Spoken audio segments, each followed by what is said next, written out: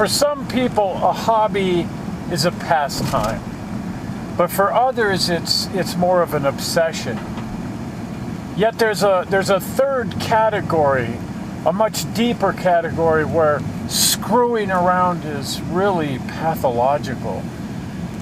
They come to it the same way that a redhead comes to having red hair. It's not something that they were able to choose. It was just thrust upon them. And that's kind of the category that today's guest falls into, Gary Myers.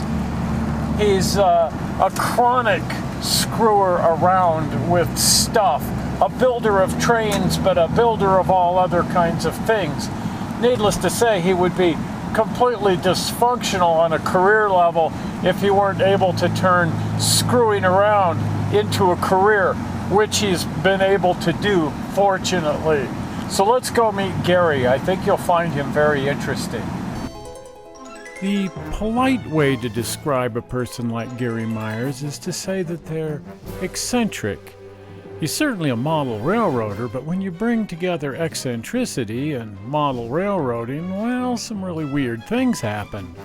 Over the years, I've done a lot of projects, and usually, after whatever I built was used, it was either thrown away or it belonged to somebody else. And one day I just realized that I didn't own anything that I had ever built. So I thought, hey, I'm going to build a locomotive. So I started drawing up plans. I've always liked 460s. I think they're classic. And of course it had to be narrow gauge. Most of it's built out of plywood. I built up the wheels and couplers and things out of just layers of plywood so they look like castings. Then once you throw a coat of paint on something, then it looks like cast iron. I started collecting materials, pots and pans and woks, and I got a big sono tube, and I used that for the boiler, but then I wrapped it in a PVC coating and to weatherproof it. I'm really into special effects, just like you would on a model train. I put a fogger unit in the stack. The headlight works, the marker lights. The whistle is actually a real whistle, and it's hooked up to an air compressor, and it runs off 120 pounds of air. There's the bell works. The back head is semi-functional. You pull out on the throttle, the wheels turn. If you pull back on the Johnson bar, it actually runs in reverse too. The only thing it doesn't have is a coal load, but I'm working on that. This whole piece of business started out several years ago when Gary decided to build a little train station in his yard to use as a storage building.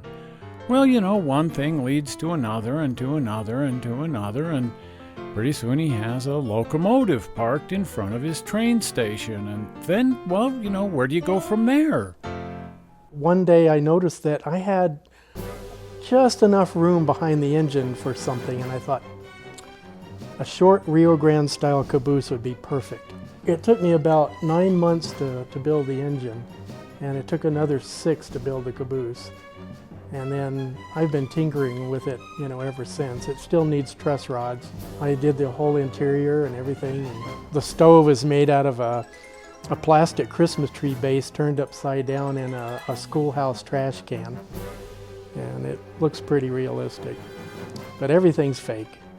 Just like building a model, only you could actually walk around in it after you were finished. I used the same techniques, it's just bigger. So I wonder if this would be called 1:1 N3 scale. And I wonder if the NMRA has any standards for that.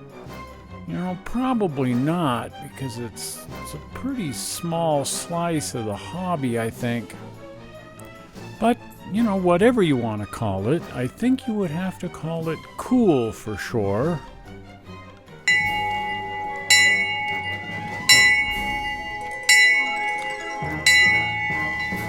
Well, Gary certainly has perfected the high art of screwing around.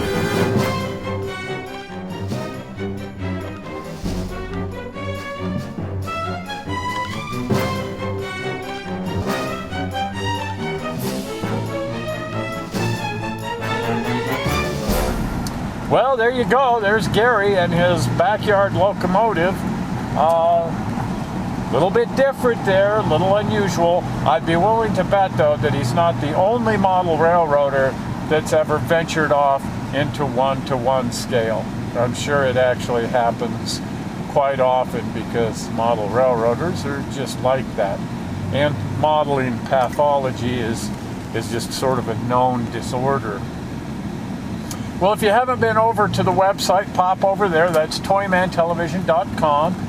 You can find me on Facebook and like me and follow and all of those wonderful things. Of course, the main thing is the YouTube channel, Toyman Television, and while you're there, do subscribe so that you'll be notified of every crazy, stupid thing I do.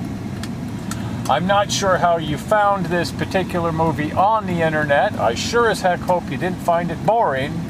And I'll see you here again in 1 week with another classic example of screwing around Toyman style. I'll see you then. Bye.